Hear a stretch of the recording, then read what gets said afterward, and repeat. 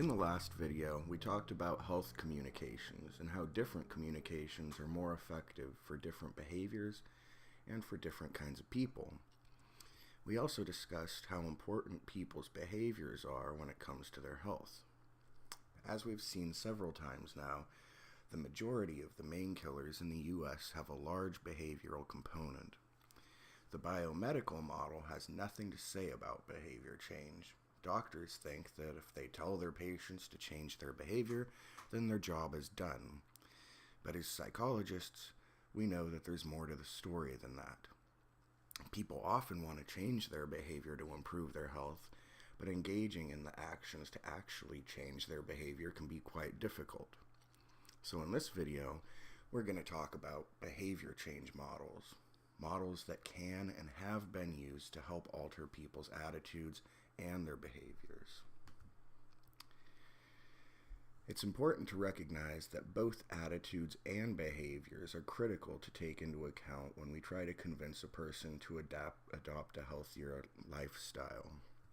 However, many health communications often assume that by changing people's attitudes, so by giving them information about unhealthy behaviors, you automatically change their behavior. This isn't necessarily true for a few reasons. First, just because a person wants to engage in a healthy behavior doesn't mean that he or she will or can. Second, people might not have the resources, such as the time or the ability to change their behaviors.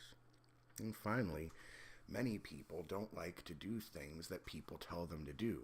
These people might instead react against the information. While it's certainly important for people to know what behaviors are unhealthy, that's really only the first step in leading to lasting behavior change. Just being given information about the dangers of a particular behavior or the healthfulness of some other behavior is simply not enough to get people to change their behaviors in any long-term way. This type of information can lead to attitude change, but not necessarily behavior change. An example of how difficult it is for health behavior persuasion campaigns to lead to actual behavior change comes from a well-known health psychology study done at Yale in the 1960s. The goal of this study was to try to get students to get a tetanus shot. The students in this study all received a little booklet on the dangers of tetanus, the importance of getting a tetanus shot, and telling them that tetanus shots were free at the campus health center. One of these booklets focused on fear. It described tetanus in dramatic terms and had color photographs of a child having a seizure from tetanus and other tetanus patients with tracheotomy wounds, nasal tubes, and urinary catheters. The other booklet, the control condition booklet, tried to keep fear messages low and didn't show the vivid photographs. This booklet also used less alarmist language. This intervention had a big effect on students' attitudes toward tetanus. All the students saw tetanus as a serious problem.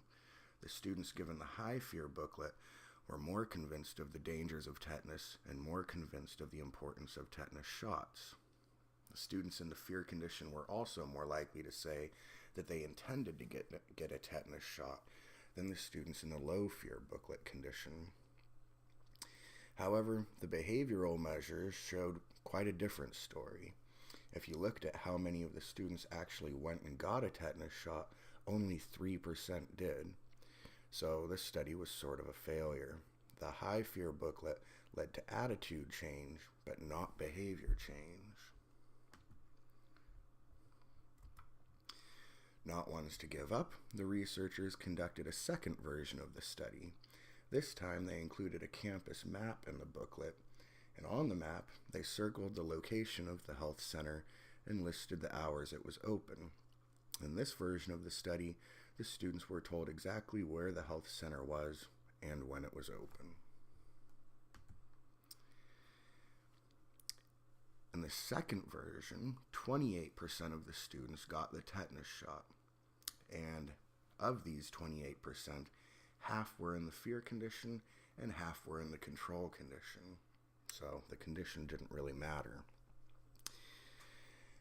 This information, the map and the hours that the clinic was open, is what we call a channel factor in social psychology. A channel factor is something that helps you move on to the next step of action. It gets you moving by breaking down some of the barriers to action that you might have. So this study nicely shows how changing attitudes doesn't necessarily lead to behavior change.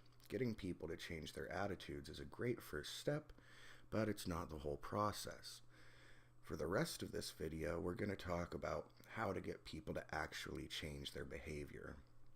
I'll tell you about some models of health behavior change that have been created by health psychologists and some large interventions based on these models that have led to actual changes in people's behavior.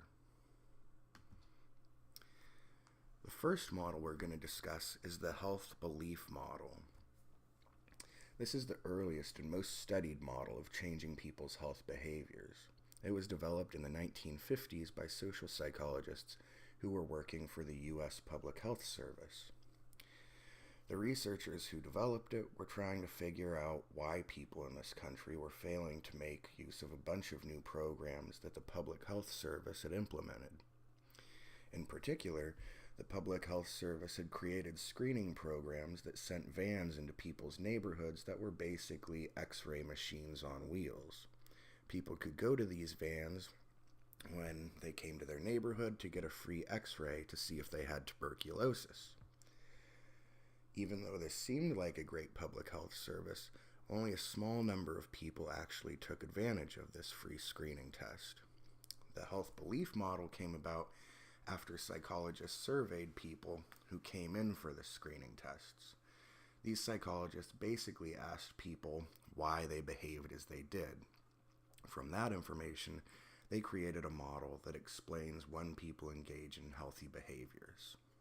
According to the HBM, whether or not a person performs some health behavior depends on four main components.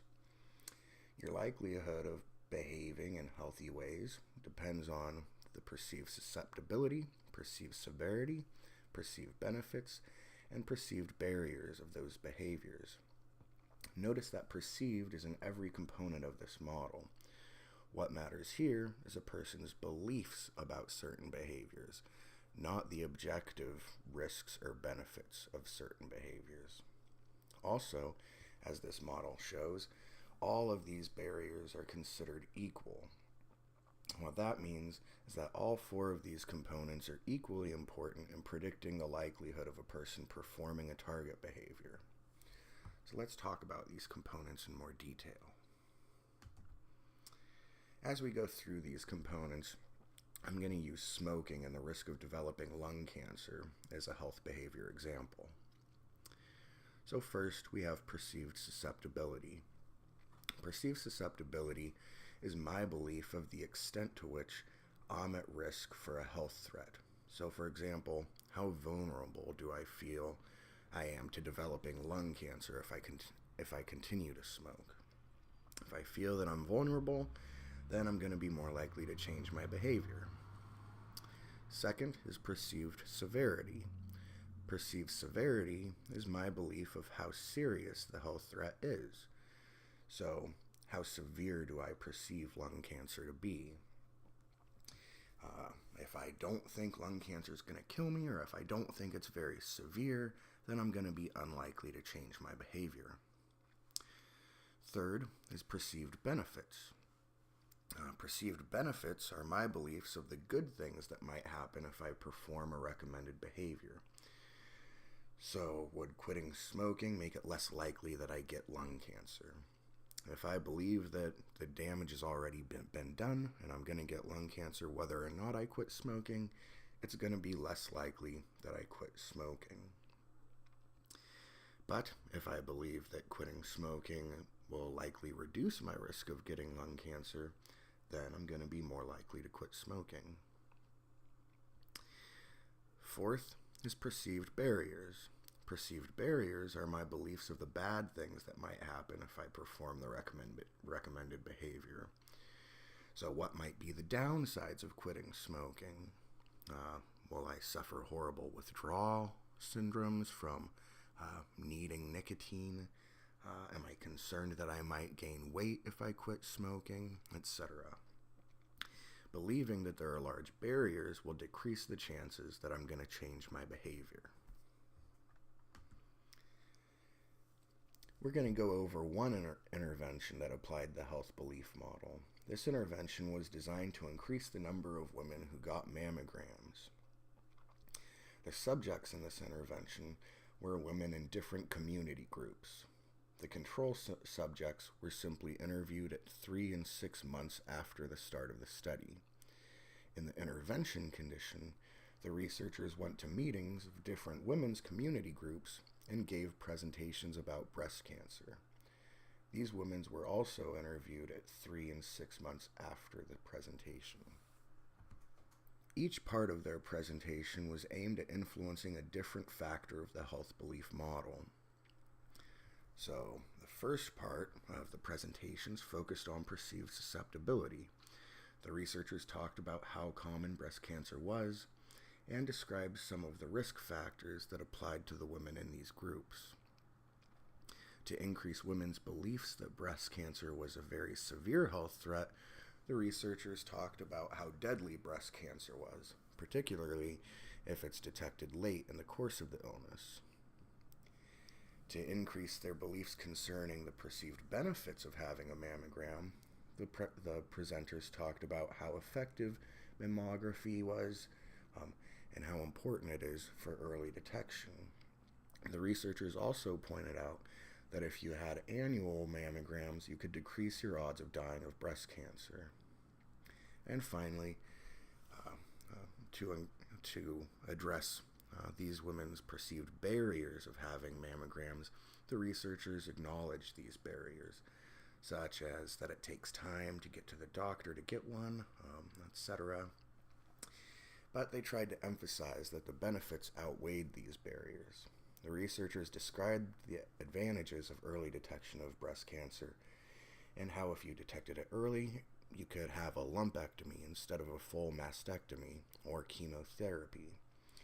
They also discussed how minimal the radiation risks of getting a mammogram was. And they explained that mammograms were available at a very low cost. So these women were either given a presentation or they were in the control group that didn't see these presentations. 3 months after the beginning of the study, the women were interviewed. In the control group, only 10% of the women had gotten a mammogram, whereas 30% of the women in the intervention group who saw the presentations went to get a mammogram. So the intervention made women 3 times more likely to get a mammogram. By 6 months, half of the women in the intervention group had gotten mammograms, whereas only 20% of the women in the control group did. So while this intervention didn't lead to 100% of the subjects getting mammograms, it was still much better than the control group. So overall, the intervention was a pretty big success. There are many strengths to the HBM. Considering it was the first model of its kind, it was incredibly good.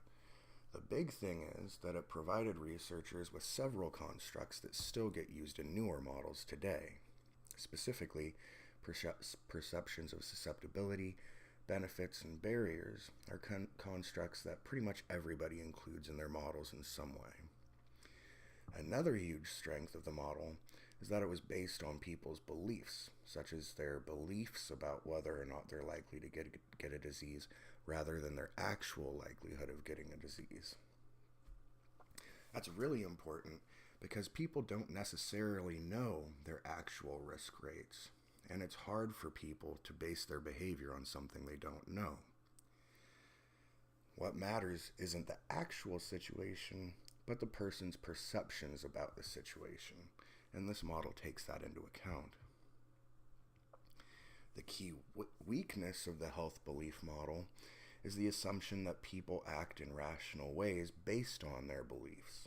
The big problem with this is that people often know they should act in certain ways, but they're just not able or willing to act in those ways. People are unable to behave rationally for several reasons, For example, they may not necessarily have the skills to accomplish the behavior change, or they may have the skills but don't realize that they have these skills. And sometimes people simply just aren't motivated to change their behaviors. Another key weakness in the model is that it ignores the fact that for some health behaviors, it's not up to one person whether or not they engage in the behavior. Many health behaviors have a social component to them. So consider the example of condom use to prevent the transmission of HIV. One person can decide all they want that they're going to use condoms while they have sex, but the decision isn't entirely up to them if their partner's not willing to go along with it.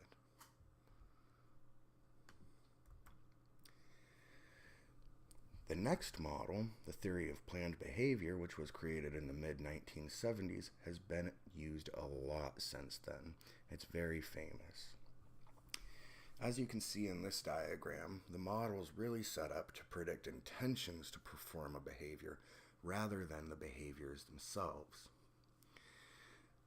The assumption in this model is that a behavioral intention is the strongest predictor of an actual behavior. Intentions are a person's readiness to perform a certain behavior.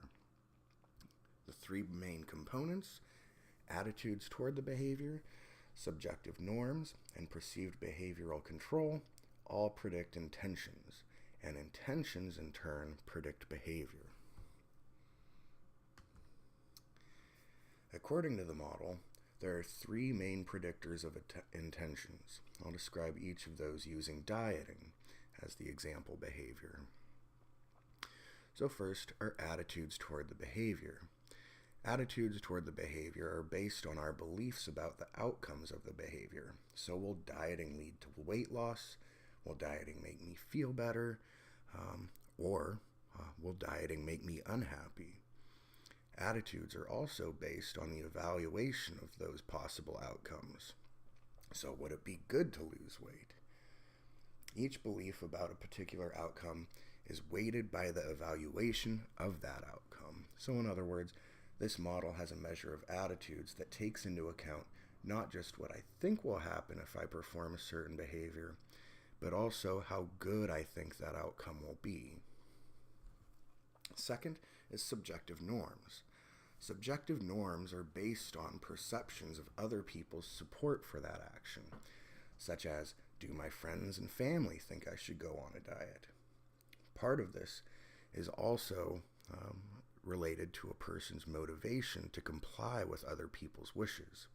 So even if my friends want me to diet, do I really want to do what my friends think I should do? Each perception of other people's support is weighted by your motivation to comply with other people's wishes. So this model takes into account your perceptions of other people's beliefs and your motivation to comply with those beliefs.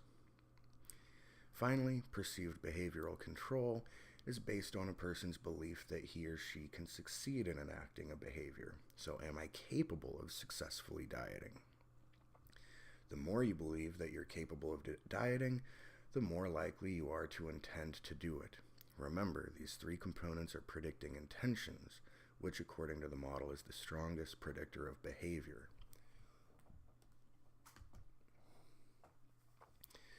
So now we're going to go over the article that you read for class. Now, this research wasn't an actual intervention because the researchers didn't go into the schools with a program to change behavior. Their goal was to assess the utility of using the theory of planned behavior when forming new interventions. So their overall goal was to study how important the three components of this theory, attitude, subjective norms, and perceived behavioral control, are for predicting intentions and behavior. If only one or two of these components were important in this study, then this would suggest that the whole theory isn't necessary. These researchers were also interested in determining what specific attitudes, what specific beliefs concerning subjective norms, and what specific beliefs concerning perceived behavioral control were associated with three different behaviors. These behaviors were eating fruits and vegetables, engaging in physical activity, and remaining smoke-free. To determine the importance of the different factors within the theory of planned behavior, the researchers surveyed students between 12 and 16. 287 students completed the baseline questionnaire at time 1, and 191 of these students completed the second questionnaire at time 2. The researchers collected data at 2 time points that were 4 weeks apart. Obtaining data from the same students at 2 different time points allowed these researchers to determine how people's beliefs and intentions at time 1 really did predict their behaviors at time 2. To help their process make a little more sense, I'm going to just focus on physical activity as an example to explain their method, which was one of the behaviors that they were interested in. So at time 1, they first asked students to rate statements concerning 3 main components of the theory. For attitudes, students responded to the statement, "During the next 4 weeks, for me to participate in regular physical activity will be 1. Extremely unenjoyable to 7. Extremely enjoyable." For subjective norms, students responded to the statement, "During the next 4 weeks, most people important to me think I should engage in physical activity," from 1. Strongly disagree to 7. Strongly agree. And for perceived behavioral control, students responded to the statement, "During the next 4 weeks, I'm confident that I'll be able to engage in regular physical activity." Again, 1. Strongly disagree to 7. Strongly agree. They also asked students to rate statements specific to each of the behaviors for each of the 3 components. So for behavioral beliefs, students responded to the statement, "If I was to participate in regular physical activity over the next 4 weeks, I would feel better, have more energy, be more healthy, keep in shape, and be more awake." For normative beliefs, students responded to the statement, "The following people think I should engage in regular physical activity for the next 4 weeks. A brother or sister, friends, parents and guardians, gym teachers, and coaches."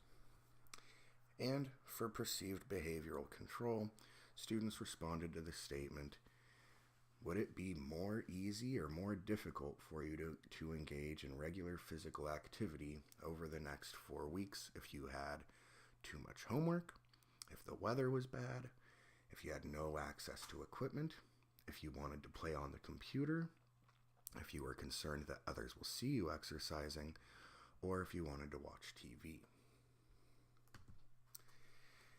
And, of course, since the main predictor in this model is behavioral intentions, they also asked students about their intentions to engage in these different behaviors.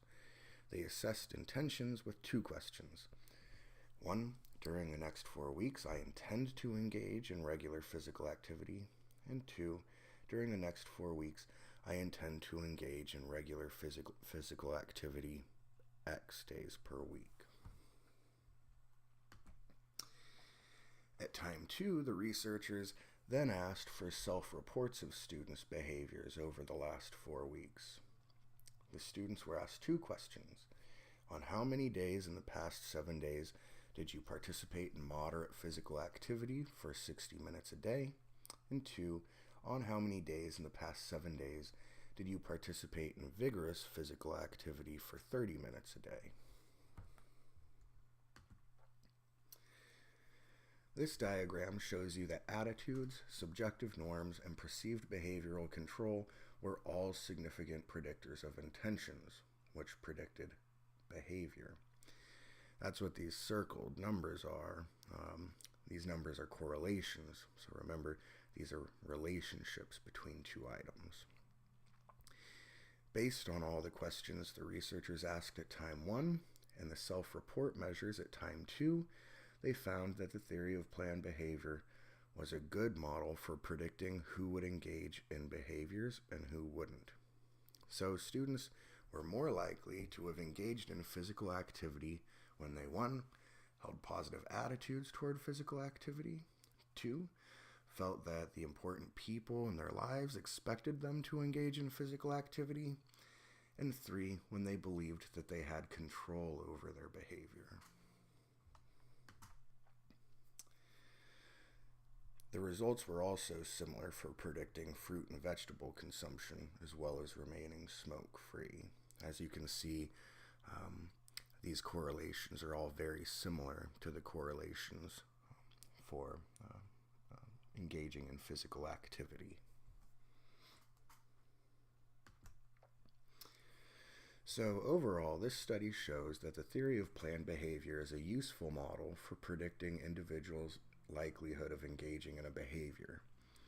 Additionally, all 3 components were significantly related to intentions. Because of this, the authors point out that future interventions aimed at improving health behaviors should target changing people's attitudes, subjective norms, and perceived behavioral control. The other major finding for this study was that the specific beliefs associated with the 3 components of the theory can be different across different behaviors. So, for example, physical activity subjective norm beliefs were assessed by asking about coaches' and gym teachers' opinions, but fruit and veggie consumption were not. Also, not all of the specific beliefs significantly predicted intentions and future behavior. So for physical activity, I told you that perceived behavioral control beliefs were thought to be affected by having too much homework, having poor weather, having no access to equipment, etc. Well, they actually found that the only beliefs that affected students' likelihood of engaging in physical activity were wanting to play on the computer and watch television. In other words, now researchers know that if they tried to come up for ways for students to still exercise even though they had a lot of homework, they'd just be wasting their time and resources, because beliefs about homework load were irrelevant to students' physical activity in this study. The only things that messed with students' ability to exercise were wanting to watch TV and play on the computer. So interventions should focus on these 2 barriers to physical activity. One strength of this model is that it incorporates the idea that behaviors happen in a social context, and that other people might affect whether or not you perform healthy behaviors. This is incorporated in the component of subjective norms. Also, the model makes a point of not just simply assuming that people want healthy outcomes. This is reflected in the attitude piece, where they consider not just what outcome a person thinks will happen, but also whether the person actually wants that outcome. Another strength of the model is that it includes a factor relating to whether the person believes they're capable of achieving a behavior change or not. And this actually turns out to be a very important component. You can think you should do something, but you're not going to do it if you don't think you have the ability to. You just won't bother. The big weakness of this model is that it only predicts intentions, not behaviors. The model's quite good at predicting intentions, but not nearly as good at predicting behavior. And if you think about it for a few seconds, this isn't super surprising. Consider all the things you intend to do, but that you simply don't end up doing. Lots of things, such as lack of motivation, can lead to a gap between our intentions and our actual behavior.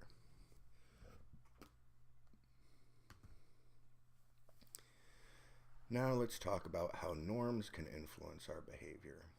Norms have to do with your views about what other people think is okay and what other people are doing. A common line of thought is that if other people think something is okay, and if other people are doing something, then it must be okay, and therefore I can do it too. There are 2 kinds of norms. There are descriptive norms, which just describe what other people are doing. So an example is 85% of people brush their teeth twice a day. So descriptive norms tell you what's commonly done. The other type of norm is injunctive norms. These tell you what you should be doing. Injunctive norms are what are approved, things that your peers approve of. So, for example, you shouldn't flirt with the bride or groom at a wedding. So, injunctive norms are telling you what you should be doing. So, back to descriptive norms. If a lot of other people are doing something, then usually you're going to be more likely to do it too. Knowing about a particular descriptive norm can be very helpful in getting people to do something. However, if only a small percentage of people are doing a healthy behavior, then telling people about the norm isn't going to get people to do the healthy behavior, because in this case, the norm is to do the unhealthy behavior. One example of a descriptive norm going awry was from an intervention done at Arizona's Petrified Forest National Park. People were stealing the petrified wood from the park whenever they visited, and even though everyone took small pieces of petrified wood, the amount lost over time was huge because so many people were doing it. So they put up a sign at the park entrance that said, "Many past visitors have removed the petrified wood from the park, changing the state of the petrified forest." This sign also had a picture of 3 visitors taking wood. This sign didn't lead to any reduction in wood theft, because instead of calling people's attention to the theft and encouraging visitors not to steal, it gave people a sense of entitlement to take wood. If all these other people are taking a piece of petrified wood, then why shouldn't I? The researchers then decided to test the effectiveness invoking an injunctive norm. Remember, injunctive norms describe what you should or should not be doing. So the sign invoking the injunctive norm said, "Please don't remove the petrified wood from the park." And it had this picture on it of a person stealing wood with a red circle and a bar over his hand, indicating that you shouldn't steal. This sign didn't give people the idea that stealing wood was a common thing that many visitors did, but rather that stealing wood was not okay. And this sign reduced wood stealing almost to 0. So what does this mean in terms of health communications? Well, it might not be such a great idea to say something like, "Smoking is a problem because X number of teens start smoking every day," or "Obesity is a problem because X% of Americans are overweight." These messages are invoking descriptive norms. After all, if everybody else is smoking, why shouldn't I? Okay, moving on to the next model, which is the diffusion of innovations model. This is actually a sociological model of behavior change. The researcher who came up with this model was named Everett Rogers, who was an agricultural sociologist. When he created this model, he wasn't thinking about how to get people to change their health behaviors. He was trying to figure out how to get people to try a new kind of plow. Over the years, many types of scholars have used his theory to discuss how ideas spread.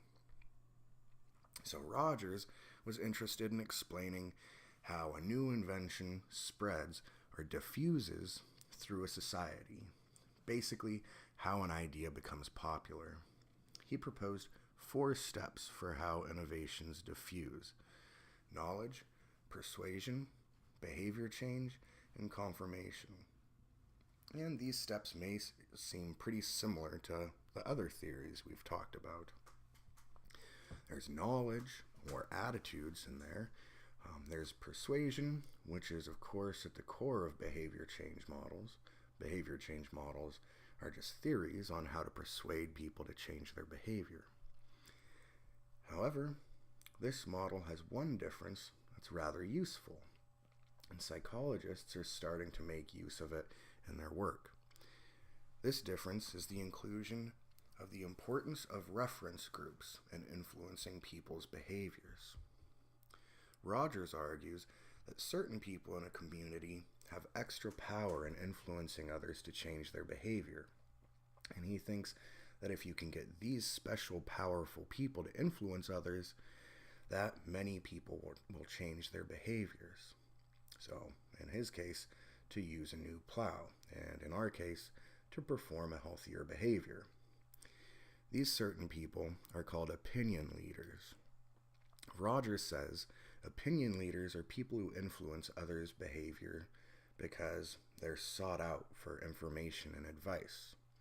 Opinion leaders aren't people who are elected or in some special position, but instead they exert their influence informally through social networks, so basically simply by talking and hanging out with people. So these people are good role models for other members of the community and can change norms by doing something new. To test this idea, Kelly and colleagues conducted a study that sought to get gay men to wear condoms. The technique they used in this study was to find the popular opinion leaders in a few towns and then to train them to endorse condom use to their peers.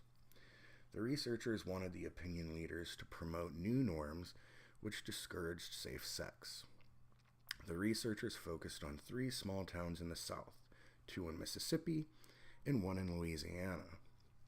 They chose these towns because of their geographic isolation, meaning that they could implement the intervention and actually get a good measure of whether or not it worked because these towns had minimal outside influences. 1 town served as the intervention town, and the other 2 towns were used as control towns. Because of the size of these towns, the researchers were able to use the local gay bars in each of these towns to implement their intervention.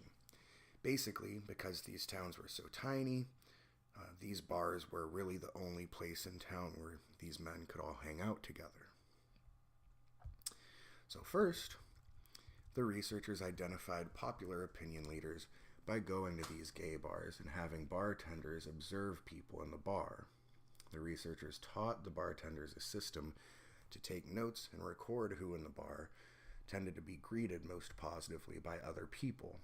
The researchers then picked the people who were picked most often by the bartenders as Confederates. The researchers then invited these people into their training program. Next, the researchers taught these opinion leaders about the importance of safe sex and what counts as safe sex. The researchers taught them how to most effectively share this information with others one-on-one without sounding super preachy. The opinion leaders were then taught how to initiate this kind of conversation and how to personally endorse the positive benefits of safe sex. Next, each of these people went out and initiated 4 conversations with different people in their bar, and then they came back the next week and discussed what was easy and what was difficult about this process, and they shared their strategies and tips with other opinion leaders, refining their techniques. Then they went out again to initiate 10 more discussions in the next few weeks. The last cool feature of this intervention was how they helped these opinion leaders get conversations started. The researchers hung up these ambiguous signs with stoplights on them, but no words, and they hung these all around the bars. The opinion leaders wore small buttons with the same stoplights on them, so people approached them to ask what the buttons and the signs were all about. This way, even strangers got into the discussion, and not just friends of the opinion leaders. And the researchers got great results. In the intervention city, the proportion of men having unsafe sex decreased by 30%, and the 2 control conditions in which there was no intervention, unsurprisingly, there was no change in rates of unsafe sex. This 30% decrease is pretty huge when you consider that there's no way that this many people were approached by the opinion leaders. In other words, the word got out, and the norm was changed. Okay, now we're going to talk briefly about stage models. Specifically, we're going to talk about the trans-theoretical model of behavior change. Stage models were first developed because researchers were trying to figure out how to change people's addictive behaviors, so things like quitting smoking or giving up drugs. The difference between the other health behavior models and the trans-theoretical model is that this stage model assumes that people are at differing levels of readiness to change their behavior. Okay, so there are 4 defining characteristics of stage models. 1 is that there's a classification system to define the stages. 2, there's an ordering to these stages. 3, there are common barriers to change the unhealthy behavior for people in the same stages. And 4, there are different barriers to changing the unhealthy behavior for people in different stages. So the big assumption of this model is that intervention techniques must be matched by each stage and changed according to what stage a person is in at the time, which is really what these last 2 components are saying. I'll go into more detail about this in a minute. This is just an image of this stage model. So people begin in the pre-contemplation stage, move into the contemplation stage, then the preparation, action, and maintenance stages. Now remember, this model was developed as a way for people to help seek help with addiction. So built into the model is the assumption that people will eventually end up in a relapse stage, which then puts them back into pre-contemplation and so forth. So people go round and round these stages until they eventually stay in the maintenance stage. Now I'm going to provide you with some more detail about these stages. I just want you to be familiar with the basic definition of each stage and what intervention technique works best for that stage. We're not going to go into any more detail than that. The first stage is pre-contemplation. In the pre-contemplation stage, people aren't intending to take action in the foreseeable future, so the next 6 months. And these people can be unaware that their behavior is problematic. In this stage, interventions should focus on giving people more information about the unhealthy behavior and why it's necessary and beneficial to change it. Next is contemplation. In the contemplation stage, people are beginning to recognize that their behavior is problematic and start to look for the pros and cons of the continued actions. So in this stage, people are intending to alter their behavior sometime in the next 6 months. Interventions here should focus on informing people of the pros of changing their behavior. Next is preparation. In the preparation stage, people are intending to take action in the immediate future, so in the next 30 days. And these people may begin taking small steps toward behavior change. Interventions for individuals in this stage should focus on telling people to seek out support from close others, like friends and family. Interventions should also emphasize that telling people about their plans to change their behavior will help them stick with those changes. Then people move into the action stage. In the action stage, people have made specific overt modifications in their behaviors, and they're starting to acquire new healthy behaviors. Interventions for this stage should focus on teaching individuals techniques to keeping up with their commitments, such as substituting activities related to the unhealthy behavior with more positive behaviors, or perhaps rewarding themselves for taking steps toward changing for the better, or avoiding people in situations that might tempt them to behave in unhealthy ways. Next is the maintenance stage. In this stage, people have been able to sustain action for 6 months and are working to prevent relapse. Interventions for this stage should focus on influencing people to seek support from people they trust to help these people refrain from relapse. Interventions can also teach coping techniques to help these people decrease their stress without engaging in an unhealthy behavior. When there's no longer any chance of relapse, people move into the termination stage.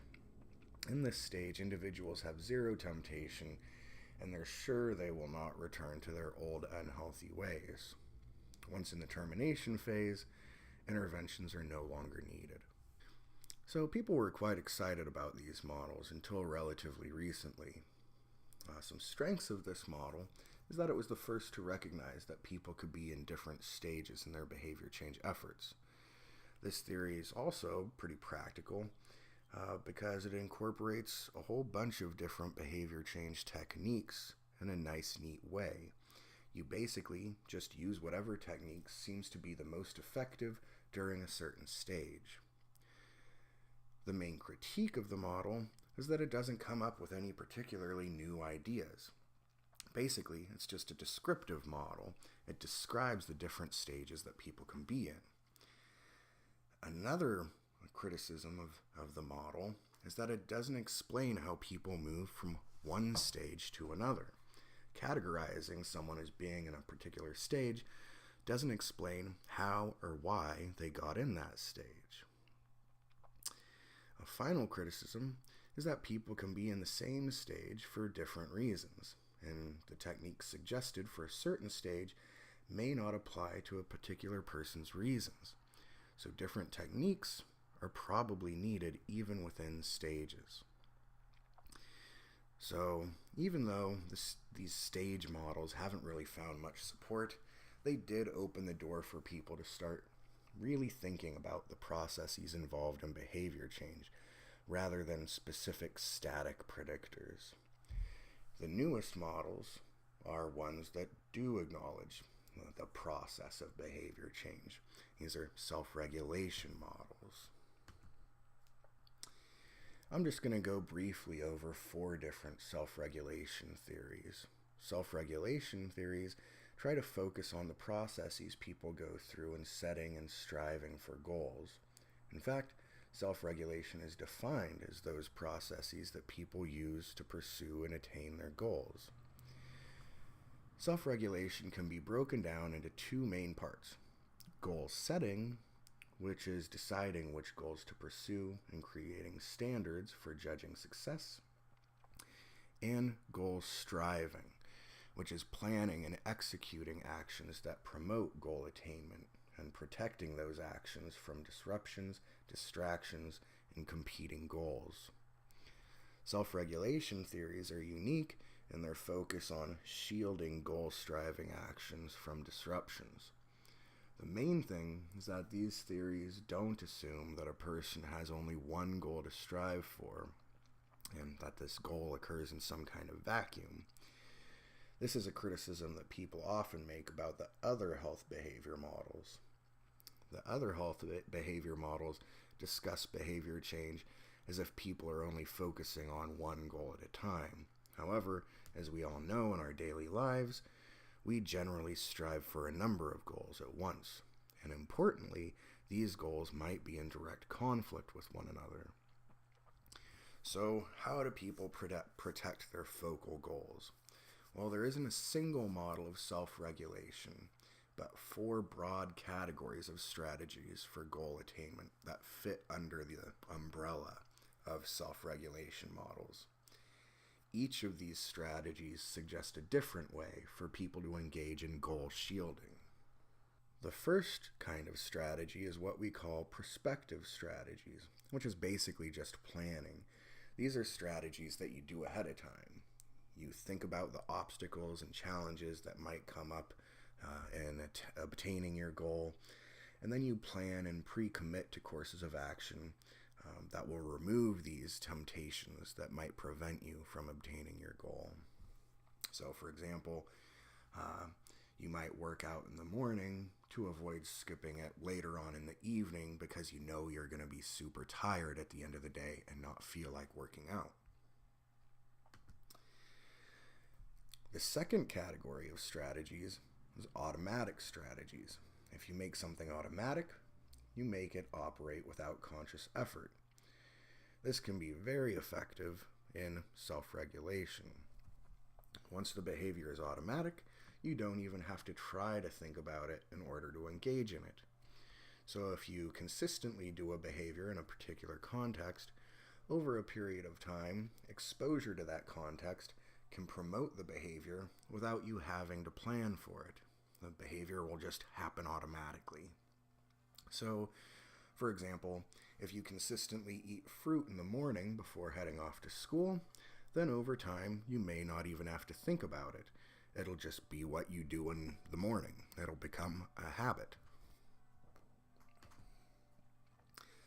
The third kind of strategy for striving toward your goals in the face of distractions and disruptions is changing how you think about the behavior. Basically, changing how you construe it.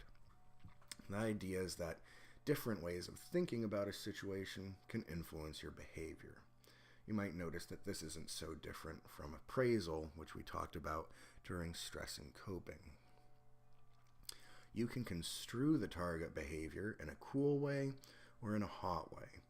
Cool strategies involve thinking about the behavior in a more abstract, distanced, or rational way.